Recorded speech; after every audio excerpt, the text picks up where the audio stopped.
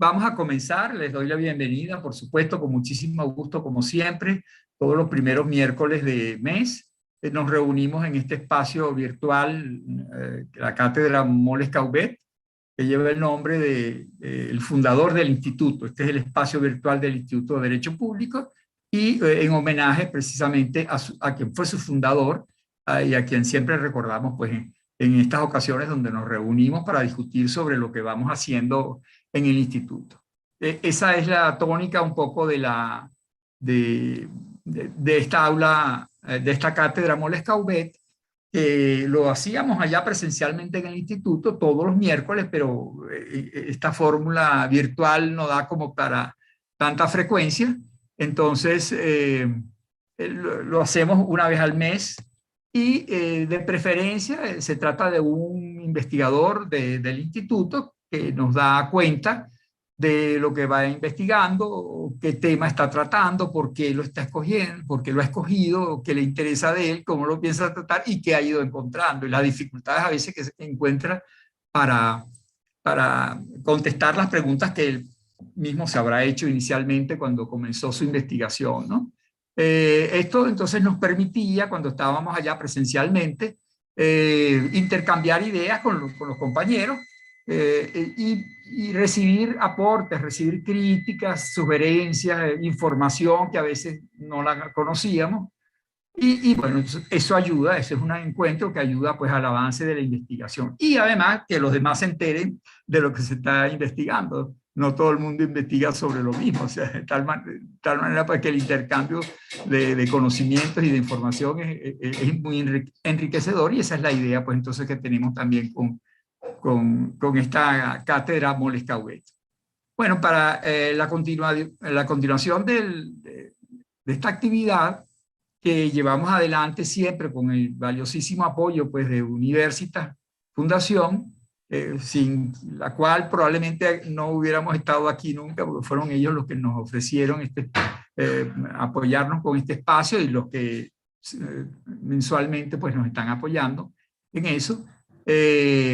Bueno, la idea entonces en el día de hoy es tratar un tema que es un poco medio transversal a todo el derecho público, ¿no? Porque es el derecho al sufragio. El sufragio es obviamente un tema de derecho constitucional, es un derecho humano, es un pilar fundamental del Estado de Derecho y de las repúblicas, bueno, y hasta de las monarquías republicanas, podríamos decir, porque también en las monarquías, en realidad es del Estado de Derecho, donde la soberanía reside no en el monarca, sino en el pueblo. Y bueno, y esa soberanía se ejerce a través del voto, a través del sufragio. Bueno, entonces es un tema de derecho constitucional, también lo es derecho administrativo, porque hay toda una maquinaria administrativa que tiene que llevar adelante las elecciones, y entonces está la organización, el funcionamiento, los procedimientos administrativos relativos a las elecciones. Hoy no, mañana debería haber un proceso electoral en la Universidad Central de Venezuela, que ha sido pospuesto, pero que está siendo reprogramado. Y bueno, qué bueno, ¿no?, que hayan procesos electorales. A veces estamos un poco distanciados en el momento actual en Venezuela de las elecciones y de lo electoral, pero qué bueno, que bienvenido sea cada vez que está por allí presente y que podemos participar en esos procesos electorales. Les decía pues que el sufragio tiene que ver con el derecho público en general, el derecho constitucional, el derecho administrativo, y en el día de hoy veremos también que tiene una trascendencia internacional, y eso me parece que es como que lo más interesante de destacar, y en el que nos puede ayudar mucho el ponente de hoy, que es justamente la trascendencia internacional del sufragio, ¿no? Como hoy en día el sufragio es algo que no le interesa solamente al país donde se realiza, sino que tiene también una trascendencia general. Todos los países están interesados en ver cómo se producen los procesos electorales de una determinada manera, de una determinada calidad. De eso nos hablará seguramente Miguel. Entonces les hablo de Miguel. Miguel Alonso es un profesor que está adscrito al Instituto de Derecho Público. Él da clase normalmente en la Escuela de Estudio Político porque es fundamentalmente un politólogo, pero sumamente interesado pues, en estos temas que tienen una connotación jurídica evidente.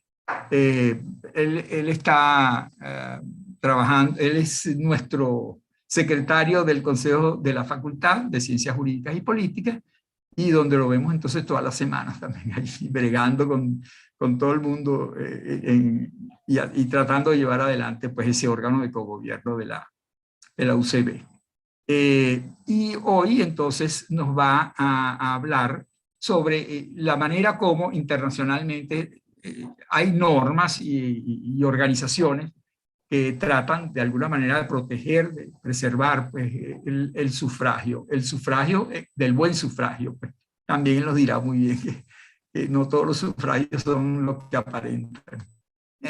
Nada, pues entonces vamos a oírlo. Si ustedes quieren hacerle preguntas, pueden hacerlo a través del chat y después, cuando él termine su exposición, seguramente pues tratará de responderle. Vamos a oír entonces a Miguel. Tienes el micrófono abierto, ¿no, Miguel? Te oímos. Sí. Muchas gracias, profesor. Bueno, primero que nada agradecer al profesor Gustavo Urdaneta y a la Fundación Universitas invitado a este prestigioso espacio académico que se ha ido ganando un espacio muy merecido en el mundo académico de la UCB, y aspiramos que se extienda a otras universidades y a otras esferas del país, ¿no? Aparte porque sus aportes son muy novedosos en estos momentos que vive Venezuela y sobre todo nuestra universidad. Y bueno, sí, ciertamente el profesor Gustavo Urdaneta hizo en su intervención una aproximación bastante exacta a lo que yo estoy trabajando. Lo primero que tengo que decir es que, bueno, que este es un espacio que para mí, yo voy a valorar mucho la intervención de las personas que me están escuchando, porque esto es un tema que yo estoy abordando, es parte de mi trabajo de investigación, de ascenso a la categoría de profesor agregado en la Universidad Central de Venezuela, y estoy ahora mismo en una etapa de aproximarme al problema de investigación. Por lo tanto, les repito que sus impresiones, sus críticas y sus preguntas o aportes van a ser valorados enormemente por quien les hable. A lo mejor pudiera ser un poco temerario hablar del tema cuando estamos en esta etapa de la investigación, pero yo creo que pudiéramos hacer aproximaciones interesantes que nos permitan llegar a conclusiones mucho más, digamos, exactas sobre el tema. Entonces, fíjense, cuando nosotros hablamos del tema del sufragio, yo empiezo mi investigación tratando de ubicar, digamos, desde el punto de vista histórico, en qué punto de nuestra línea histórica es donde el tema de la democracia y el sufragio adquieren el prestigio del cual goza actualmente la humanidad. Porque bien es cierto que cuando uno ve estudios de opinión, sobre todo en América Latina y en algunas partes de Europa, donde los líderes, digamos, no democráticos o ser distantes de la democracia, estos líderes populistas de corte, digamos, autoritario, como Hugo Chávez en Venezuela, Correa en Ecuador, el kirchnerismo en Argentina, Evo Morales en Bolivia, en Europa incluso Le Pen en Francia, o incluso lo que fue el movimiento de Trump en los Estados Unidos, uno pudiera pensar bueno, que la democracia está mal valorada, y la verdad es que no es así. Cuando a la gente se le pregunta sobre el tema de la democracia, todo el mundo valora muy bien la democracia, pero valoran muy mal a los políticos. Entonces, habría que diferenciar un problema del otro. Este trabajo para mí es novedoso porque yo parto de hacer un análisis de carácter jurídico y empiezo a analizar los instrumentos internacionales que se han dado en torno al tema del sufragio para tratar de llegar a conclusiones no solamente jurídicas, sino conclusiones de carácter político, y ya ustedes van a ver por qué. Entonces, volviendo al tema de la ubicación geográfica, temporal, nosotros tendríamos que hablar que el tema del derecho, de la democracia como modelo de gobierno prestigioso adquiere cierta vigencia después de la Segunda Guerra Mundial. Tradicionalmente, hasta el surgimiento, al final de la Segunda Guerra Mundial, la mayoría de las organizaciones internacionales que habían surgido en el mundo habían sido organizaciones que se creaban en torno a un tema central, que era el tema de la paz y de la guerra. La Segunda Guerra Mundial, y producto, digamos, quizá de las atrocidades ocurridas en la Segunda Guerra Mundial, lleva a los líderes mundiales a tratar de determinar cuáles fueron las causas. Indudablemente no tendríamos que reducir que las principales causas son de carácter económico y referidas a acceso a los mercados. Entonces, la idea de la cooperación se hace, digamos, vigente en la comunidad internacional porque era necesario evitar la guerra y era necesario que los estados tuvieran, digamos, una igualdad de condiciones en cuanto al acceso a nuevos mercados y al libre intercambio de, digamos, de productos. En tal sentido, vemos cómo empiezan a surgir nuevas organizaciones internacionales que giran en torno al tema económico, zonas de libre comercio, cárteles económicos como el de la OPEP, en fin, una serie de organizaciones internacionales que giran en torno al tema económico, y lo señala la profesora Esther Barbé en su libro de Relaciones Internacionales como el aumento vertiginoso del número de organizaciones internacionales que se produce después del final de la Segunda Guerra Mundial.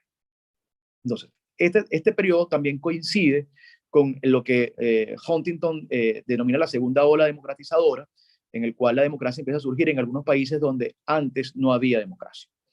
Entonces, ahí estamos ya determinando dos elementos centrales de esta nueva realidad internacional. Por un lado, el tema de la expansión del comercio, la libertad de comerciar y el libre acceso a mercados, por un lado, y por el otro lado, la consolidación de la democracia como modelo de gobierno paradigmático. Entonces, vemos que hay dos variables que se presentan como un binomio, digamos, necesarios.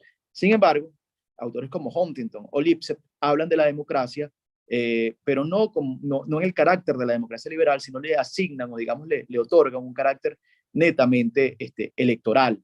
Entonces vemos fenómenos como, por ejemplo, la sociedad norteamericana, en la cual habían elecciones, nadie podía decir que era una democracia, pero habían grandes problemas de segregación racial, por ejemplo. Entonces, la democracia se presentaba como un fenómeno, digamos, de carácter únicamente electoral. Posteriormente, la democracia va evolucionando, digamos, el concepto de democracia va evolucionando y se le van sumando algunos otros elementos, como los derechos económicos, los derechos políticos, los derechos sociales, y la democracia adquiere la dimensión que nosotros identificamos hoy como la democracia liberal. Entonces, esta etapa que va del final de la Segunda Guerra Mundial hasta nuestros días, inicialmente se ve marcado por estas dos variables. Una, el crecimiento del comercio internacional, por un lado, y el otro, la consolidación del modelo democrático como el modelo paradigmático que deben seguir las naciones civilizadas. Entonces, aquí hay, a mi criterio, un rasgo, digamos, característico, y es que en el pasado siglo, el rasgo que caracterizaba a una sociedad civilizada era la capacidad de hacer la guerra. O sea, por ejemplo, Japón adquiere su dimensión de gran potencia o de nación civilizada una vez que logra derrotar a los rusos en la guerra ruso-japonesa. O en la actualidad, lo que le da a una nación su carácter, digamos, de nación civilizada, es el hecho de tener un mercado abierto, de participar activamente en el mercado, pero a su vez de tener un régimen democrático sólido, o por lo menos estable, en el cual se respeten los derechos civiles, los derechos políticos y los derechos económicos. En fin, un reconocimiento de los derechos humanos.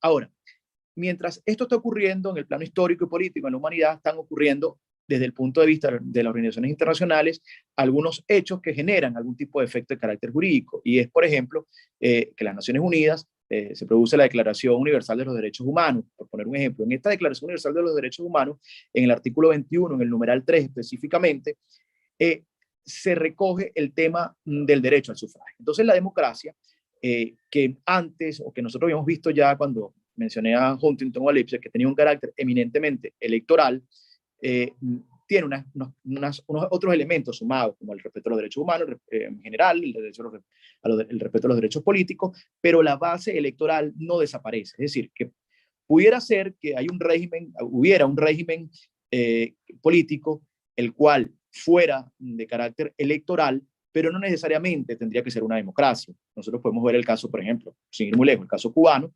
Cuba hay elecciones, pero no estamos en presencia de una democracia. Hasta en Corea creo que hay elecciones, Corea del Norte, pero no estamos en presencia de un modelo democrático. Para que el modelo democrático sea considerado como tal, tiene que haber un respeto a los derechos humanos, un respeto a los derechos políticos, a los derechos civiles, en fin. Entonces, la base de la democracia sigue siendo una base electoral, porque es impensable que un modelo democrático no tenga una base electoral. Entonces, esta Declaración Universal de los Derechos del Hombre, de los Derechos Humanos, en su artículo 21, numeral 3, reconoce e identifica al sistema electoral como un elemento central de la solidez democrática y del carácter civilizado de las naciones.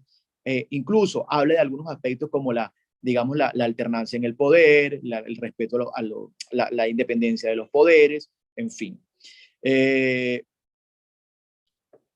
Sin embargo, y es una de las cosas que me he encontrado, digamos, esta recepción de la democracia en los instrumentos internacionales emanados de las organizaciones internacionales, fundamentalmente de las Naciones Unidas, es decir, de la Asamblea General de las Naciones Unidas y de la Comisión de Derechos Humanos de las Naciones Unidas, ha sido lento, ¿no? Es que ha sido rápido. Sin embargo, la mayoría de los estados han ido aceptando estas resoluciones en las cuales se reconoce la democracia como un elemento central, incluso llegando a considerarse como un derecho humano, en alguna resolución, de la cual ya le voy a hablar. Los estados lo han hecho en la idea de que están respetando un derecho y que están ejecutando un deber, o sea, muy cercano a la idea del opinio juris. Entonces, las organizaciones internacionales han ido recogiendo esta idea de la democracia, como ya les comentaba, y la han hecho, digamos, parte fundamental de sus resoluciones y de sus decisiones. Ahora, digamos, esta intervención de las organizaciones internacionales en el plano electoral, fundamentalmente hasta hace muy poco, tenía, digamos, una característica fundamental, es decir, las acciones que ejecutaba la comunidad internacional para preservar el derecho al sufragio eran generalmente misiones de observación electoral y verificación electoral. Caso típico de esto fue el caso de los territorios en fideicomiso, entre los cuales Namibia logra obtener su independencia luego de que la comunidad internacional, específicamente las Naciones Unidas, intervienen y dirigen el proceso electoral que permite la conformación de Namibia como una nación. Es decir, que en algunos casos el derecho al sufragio estuvo hasta involucrado hasta en el surgimiento de algunos estados nuevos, como el caso de los estados africanos, en este caso de Namibia. Entonces, las acciones que ejecutaba hasta hace muy poco la comunidad internacional eran básicamente dos. Una, asistir a los estados, es decir, a través del enunciado de buenas prácticas democráticas a lo cual los estados debían ajustarse. Especialmente ahí pudiéramos mencionar a la Comisión de Venecia, que es una organización de la Unión Europea, la cual presta asesoramiento a algunos estados, sobre todo, más que todo en estados africanos, incluso financian procesos electorales y definen un decálogo digamos, de buenas prácticas democráticas a la cual los estados deben ajustarse.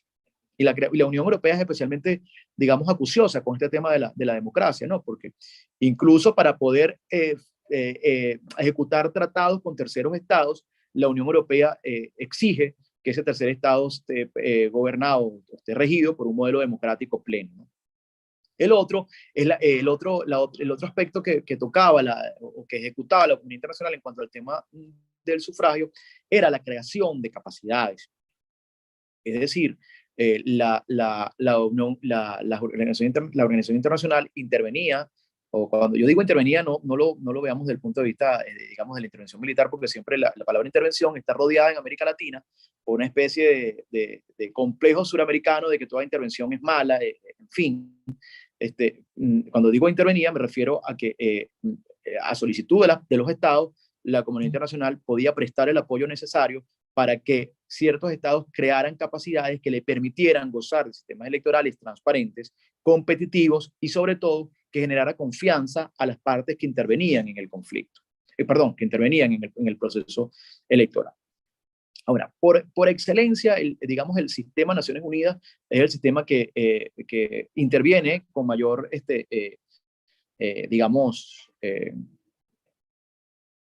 interviene con mayor frecuencia en los procesos electorales en el mundo, ¿no? Nosotros en América Latina contamos también con la Unión de Estados Americanos, la OEA, la cual tiene unos programas de observación electoral y también han definido el tema del derecho al sufragio como un elemento central. Yo les comentaba que había una resolución, que era la resolución 2272 de la Comisión de Derechos Humanos. Esta resolución es especialmente importante porque esta resolución hace una asociación entre el concepto de democracia y el concepto de derechos humanos. Entonces, en ella nosotros vemos cómo este carácter electoral inicial del modelo democrático se le van aditando, se le van sumando algunos otros elementos, y el tema de los derechos humanos se hace consustancial con el concepto de democracia según la comunidad internacional. Entonces ya empieza a jugar elementos como la dignidad del hombre, el respeto a la vida humana, en fin, una serie de elementos que son medulares para la existencia del ser humano, del individuo, y que empiezan a ser asociados al concepto de democracia, con lo cual la democracia empieza a transitar un camino mediante el cual se convierte la democracia, termina convirtiéndose en un derecho humano. Y ese reconocimiento de la democracia como un derecho humano se da en la resolución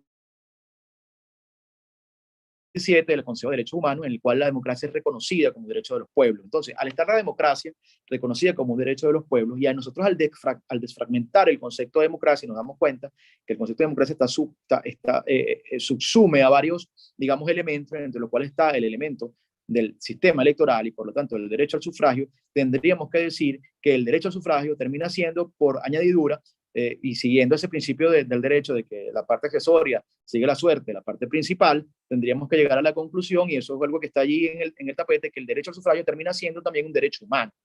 Y esto es una de las conclusiones a las cuales yo aspiro a llegar y espero argumentar, por supuesto, mucho mejor a la hora de desarrollar el trabajo, y que voy a valorar la bondad que tengan ustedes en entender esto hoy acá. O sea, entender digamos, esta no determinación, esta conclusión no determinante que yo le estoy dando hoy acá, que está, por supuesto, supuesta la duda de la investigación que estamos realizando. Entonces, la resolución 1999 reconoce a la democracia como un derecho humano de los pueblos, un derecho de los pueblos, y en consecuencia el derecho al sufragio también se convierte en un derecho de los pueblos. Yo les comentaba antes de esta disquisición que bueno, menos importante, por supuesto, que el sistema de las Naciones Unidas, el sistema que por excelencia adelantaba las misiones de observación en el mundo y que hacía mayor énfasis en el tema, digamos, del respeto al sufragio y de garantizar que las naciones civilizadas cuenten con sistemas electorales que sean respetuosos de las normas del juego democrático y de lo que las naciones civilizadas han determinado en definir como un sistema electoral limpio, transparente, competitivo y que genere confianza a las partes. Entonces, generalmente las Naciones Unidas, la competencia de estas actividades no recae únicamente sobre la Secretaría General de las Naciones Unidas, sino también el PNUD tiene competencia en materia electoral, la Oficina de la Alta Comisionada para los Derechos Humanos también tiene competencia, digamos, en el tema de la observación electoral, y lo más importante y quizá lo más novedoso es que en algunos casos incluso se ha llegado a incorporar a la sociedad civil en las actividades, digamos, de verificación, de observación electoral que adelanta el sistema Naciones Unidas. Entonces, al tanto de esta realidad, como está la comunidad internacional, el derecho al sufragio es valorado como un bien jurídico que debe proteger el sistema internacional. Y se produce la resolución 2047 de la Comisión de Derechos Humanos. Esta comisión hace, que se llama una resolución de promoción de la democracia. Ahí se hace un reconocimiento exhaustivo del derecho al sufragio, es decir, un reconocimiento en el cual se define cuáles son los rasgos distintivos del derecho al sufragio. Entonces hablamos de que tiene que garantizar que el voto sea universal, es decir, que no puede haber, pues, para todo aquel que tenga la condición de ciudadanos está habilitado el voto directo, o sea que no puede haber votos de segundo grado, y universal. Y volviendo un poquito atrás, el tema de la universalidad significa que no es un voto de carácter censitario o de carácter etario, que establece algún tipo de discriminación, digamos, por alguna condición humana, o religiosa, racial, en fin.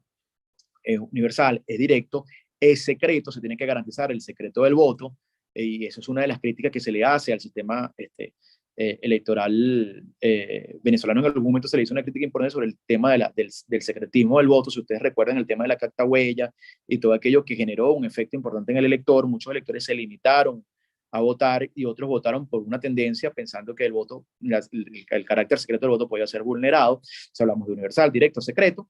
Pero además tiene que ser transparente, tiene que ser competitivo.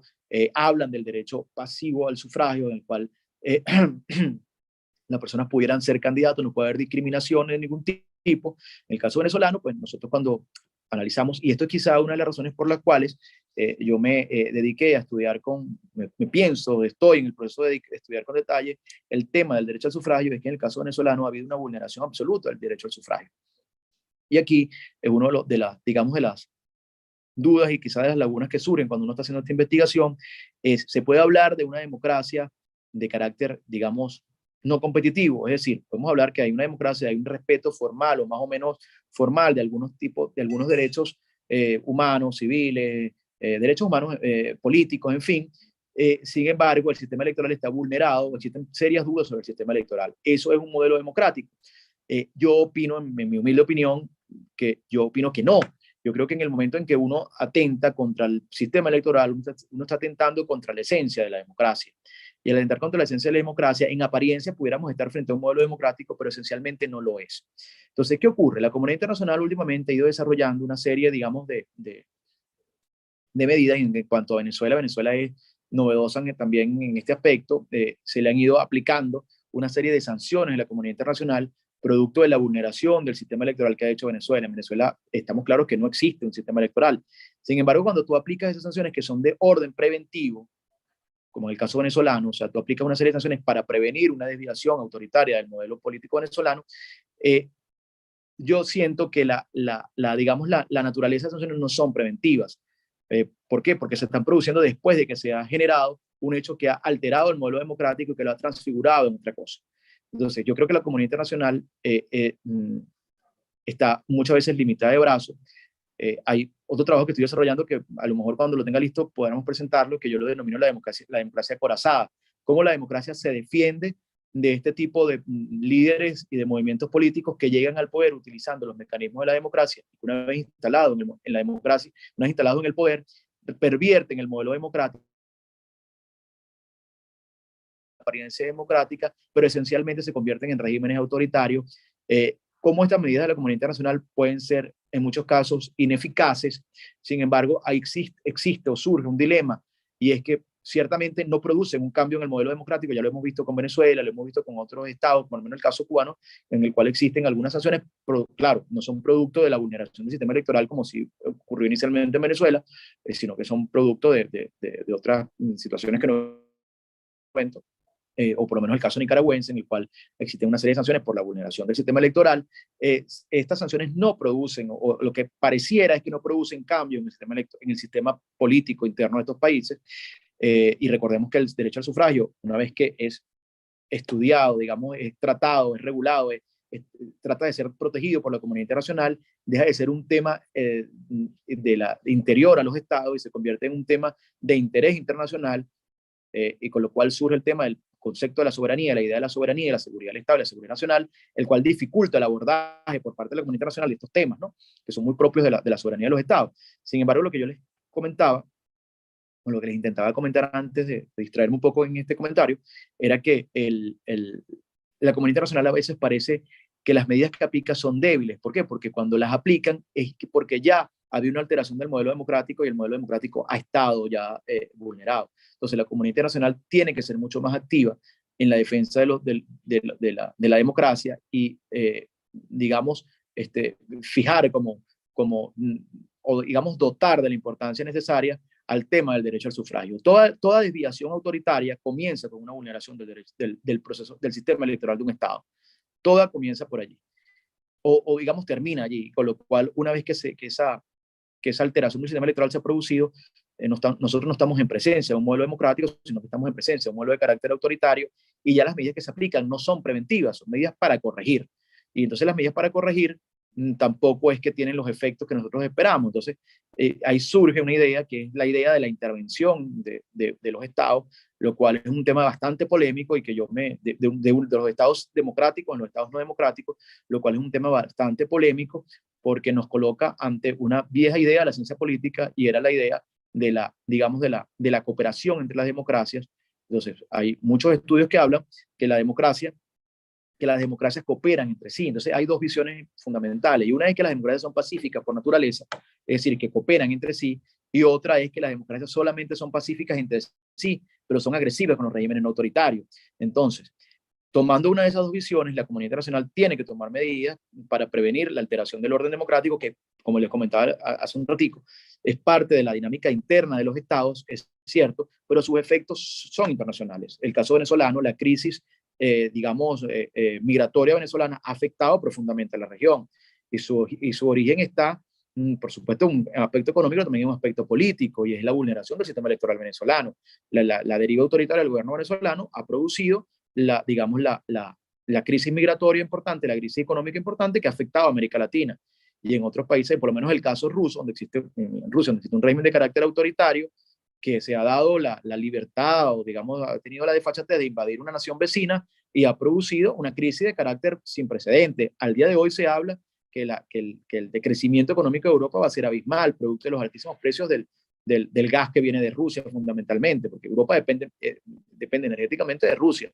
Entonces, cualquier medida que aplique un régimen de carácter autoritario como el régimen ruso tiene unos efectos en Europa. Por supuesto que cuando nosotros hablamos de las naciones, y ahí un poco el tema de los estados, y ahí un poco el tema del realismo, no es lo mismo hablar de una potencia nuclear, como el caso ruso, hablar de un país que tiene serias dificultades para mantener incluso su unidad territorial, porque como Venezuela, no es lo mismo, entonces las medidas no pueden ser iguales. Lo que sí estoy muy claro y creo que es una de las conclusiones a las cuales yo debería llegar, es que hace falta que la comunidad internacional establezca o defina a los derechos al sufragio como un derecho de primer orden dentro del cúmulo de derechos humanos.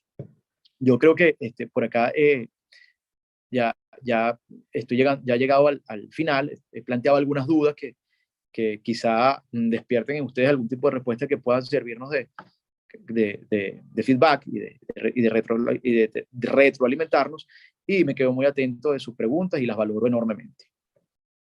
Muchas gracias. Gracias, Miguel. Pero estupendo, pues un tema absolutamente esencial, fundamental, ¿no? Dentro de todo lo que tiene que ver con la democracia, con un Estado de Derecho. Pues no puede haber un Estado de Derecho pues, que no repose sobre la soberanía en el pueblo, y el pueblo ejerce esa soberanía fundamentalmente a través del voto, ¿no? A través del sufragio. Y bueno, en la medida en que eso se ve alterado, pues podemos llegar quién sabe a dónde, ¿no? Así que, bueno, me parece bien interesante las cosas que ha planteado, y te digo, pues, que ha habido alguna pregunta por aquí, justamente dentro de esta duda que tú generas finalmente, ¿no? Es un poco la debilidad de los mecanismos internacionales para proteger, que es tu preocupación fundamental, ¿no? O sea, lo que estás buscando en esta investigación es justamente eso, ¿no? O sea, cómo el sistema internacional trata de proteger eso, que es un valor fundamental en lo que son las democracias, pues los estados de derecho, y bueno, y constatar que hay muchas cosas que pueden hacer los mecanismos internacionales tradicionales, eh, como ese acompañamiento, pues la observación, la asesoría técnica, pero que también hay mucha debilidad pues, en la manera como reacciona a veces la organización internacional frente a los atentados graves, sobre todo los atentados ya más graves cuando en un país se cometen irregularidades dentro del sistema electoral, pero está abierto a oír observaciones y sugerencias que mejoren ese sistema, estupendo, pues no es muy grave el asunto, ¿no? Pero cuando se cierra a esas observaciones y a esas sugerencias y esas críticas, pues entonces es donde la cosa se empieza a poner difícil, y donde nos preguntamos cómo podría la comunidad internacional intervenir favorablemente hacia la protección del sufragio, ¿no? Entonces, aquí hay una pregunta que es como una sugerencia, ¿no? Del profesor Ángel Serpa, quien saludo, siempre está por allí atento a estos eventos y sugiriendo cosas y preguntando cosas interesantes. Y él pregunta, ¿se ha analizado en la escala jurisprudencia de la Corte Penal Internacional sobre si limitaciones al sufragio configuran un crimen de derecho penal internacional? O sea que sí, en definitiva, sí, el derecho al sufragio estaría protegido pues, ¿no? por este sistema penal internacional. ¿Has visto algo de eso, Miguel, por allí? La verdad que yo confieso que no, pero no he oído nada, por lo cual me dice que no debe haber, seguramente, ¿no? No sé, te oigo, tú eres el que sabe. Yo, la verdad es que la jurisprudencia de la Corte Penal Internacional, yo no he tenido la oportunidad de revisarla, pero sí sería interesante verlo. ¿Por qué? Porque si la Corte prevé que una violación al derecho al sufragio constituye efectivamente un crimen internacional, entonces hay un Estado que se convierte en transgresor, criminal internacional debe ser tratado en los mismos términos. Yo creo que, fíjese, yo creo que existe, y lo voy a decir con mucho cuidado, ¿no? Y con mucha responsabilidad. Yo creo que la comunidad internacional tiene que dejar de ver como un tabú el tema de la intervención militar. Y eso hay que decirlo, ¿no? O sea, los estados no pueden violentar la dignidad del hombre, porque lo que demostró la historia de la humanidad es que empiezas fustigando a tu pueblo y terminas fustigando a los pueblos vecinos. Entonces, la historia de la humanidad ha demostrado que cuando se produce un desbordamiento, digamos, de carácter autoritario, primera mitad del siglo pasado, donde los regímenes fascistas en Europa se desbordaron en su frenesí guerrerístico, fueron contenidos precisamente por los mismos medios, ¿no? Entonces, hay casos extremos en los cuales la comunidad internacional debería plantearse con menos tabú esto. Por supuesto que esto dicho así a la ligera, suena altisonante y es incómodo decirlo, ¿no? Pero eso es una realidad que nosotros no podemos cerrar los ojos y obviarla, ¿no? Hay regímenes que no hay manera de que reconozcan principios democráticos algunos si no es por la vía de la presión extrema, ¿no? Bueno, lo que me hace pensar en esta pregunta del amigo Serpa es que, bueno, la Corte Penal Internacional, como su nombre lo dice, es derecho penal lo que maneja. El derecho penal regula una responsabilidad individual, personal, ¿no? Y no sé hasta qué punto pues se haya llegado a esos niveles. El Tratado de Roma creo que contempla derechos, el derecho al libre pensamiento, a la libre expresión, es decir, derechos políticos, podríamos decir, ¿no? Ahora se ha llegado hasta calificar como delitos de los que sanciona la Corte Penal, porque esta Corte Penal sanciona determinado tipo de delitos, no todos los delitos. Pues entonces, eso es lo que probablemente no. En cambio, el tema de las sanciones que es un tema sumamente interesante, pues eso, incluso ya estamos pensando en hacer algunos eventos que tengan que ver con eso de las sanciones, porque ese es un tema que hay que explorar muy bien desde el punto de vista jurídico, pero también desde el punto de vista político, desde el punto de vista del derecho internacional. Esas sanciones son sanciones, efectivamente, basadas en qué, cuál ius puniendi tiene quién sobre otro Estado, un Estado sobre otro Estado, ¿no? Entonces, pero obviamente, si no queda más remedio que acorralar, pues, digamos, para llamarlo de una manera coloquial, a un Estado que está transgrediendo valores que es inaceptable para el resto, pues entonces mínimo hay que tratar de disuadirlo, ¿no? Por Claro, una vía indirecta. Y Venezuela ha sido pionera en esa política. Recordemos nosotros la doctrina Betancourt, por ejemplo, que llevó incluso hasta la aplicación del TIAR en algún lugar, en algún momento, criticado por el tema de la guerra de las Malvinas, donde Argentina solicitó la aplicación del TIAR y no fue aplicado, claro, pero Argentina olvida que ella fue la nación agresora en aquel momento. Claro. Sí, el tema de la guerra es complicadito, complicadito porque ya cuando estamos hablando de la fuerza, eso es justamente como que lo contrario del derecho, ¿no? Frente a hechos de fuerza, el derecho no puede pretender más que poner pañitos tibios, ¿no? Para que la cosa no llegue a graves profundidades, ¿no? Pero la fuerza es lo opuesto al derecho, ¿no? Entonces, por supuesto, es así. Hay por aquí algunos comentarios como el de Taormina. Hola Taormina, también siempre estás por allí, bienvenida. Estamos esperando Un saludo que nos ayudes, que nos eh, ilustres con lo que estás haciendo actualmente, que siempre estás investigando cosas interesantísimas, un poco extrañas que a veces no todo el mundo conoce. Te manda saludos y felicitaciones por lo que acabas de hacer, pues, ¿no? No sé si habrá alguna otra pregunta por allí que puedas, no sé si ahí está Juan Carlos también está saludando, otro internacionalista del instituto. ¿Quieres decir algo, Juan Carlos? Lo que pasa es que no sé, claro, no sé si podrías no sé, Alessandra, si le podrías activar el... Ah, ok, muy bien. Sí, Juan Carlos. Bueno, muchísimas gracias, Gustavo. Me perdonan la voz, estoy en la mitad de mi COVID, así que bueno, ¿qué voy a hacer? Aquí está. ¿Cómo está, profesor? Felicitaciones, Gustavo, nuevamente por mantener siempre este espacio del instituto. Miguel, me encanta lo que estás haciendo, te felicito. Me gusta mucho ver la línea de trabajo que estás desarrollando. Me dio mucho gusto oír.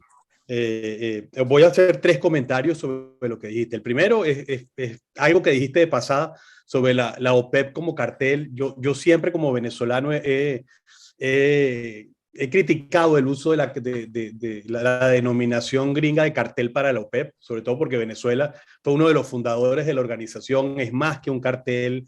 Desde su momento tenía que ver con todo el discurso de las materias primas del nuevo pacto económico de los 70. O sea, hay mucho discurso venezolano detrás de eso. Yo creo que es una super simplificación el llamarlo cartel. Te lo dejo ahí como una opinión estrictamente venezolana. La segunda, en el tema yo siento que te has quedado, o en lo que presentaste, estás trabajando mucho a nivel universal, a nivel de los mecanismos de Naciones Unidas, y yo particularmente cuando he trabajado estos temas, la Carta Democrática Interamericana es precisa sobre qué es lo que significa la democracia, qué es el valor del voto, cómo debe ser protegido, y en ese sentido es profundamente detallista y clara. El tema es cuál es el valor de la Carta Democrática. Yo he tenido un par de intercambios muy amables con otro miembro del instituto, con el doctor Héctor Faúndez, sobre el valor jurídico de la Carta, ¿no? Porque la Carta no se puede leer de manera aislada, porque la Carta se debe leer de manera articulada con las cláusulas democráticas de los diferentes organismos regionales, tipo Mercosur, por ejemplo, tipo Comunidad Andina, que tienen cláusulas democráticas, que si los articulas todos te da como un entramado legal bien sólido de lo que significa eso que tú estás hablando. Entonces, yo te diría que a lo mejor lo tienes y no lo presentaste, pero simplemente bajarlo a eso, que me parece que la Carta Democrática, que además se ha dado de manera, se ha activado, que yo creo que hay que revisarlo en casos complicados como el de Bolivia, el caso ahorita en Nicaragua, o sea, hay que yo creo que leerla, ¿no? En tercer lugar, tú hacías referencia al tema de que hay que perderle miedo al tema de la intervención. Estoy completamente de acuerdo contigo.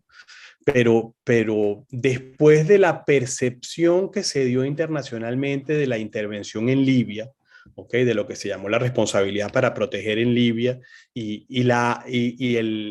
el linchamiento en la calle de Muammar Gaddafi, eso asustó a todo el mundo. Eso dejó a todo el mundo asustado, que qué feo, cómo le hacen eso al pobre Gaddafi, si ese era un buen muchacho y tal, cuando en realidad la operación de Libia es una operación modelo, no había un soldado en el terreno, o sea, no había nadie, no había intervención, para que no dijeran que era intervención de los países para agarrarse el petróleo, simplemente dejar o sea, disminuir las fuerzas del ejército libio para que no hubiese un lado en el. Entonces yo creo que yo rescato contigo este tema y creo que hay que ponerlo en vigencia, no me queda muy claro. Y para terminar, esos eran mis 3 comentarios de lo que dijiste y vuelvo y te felicito.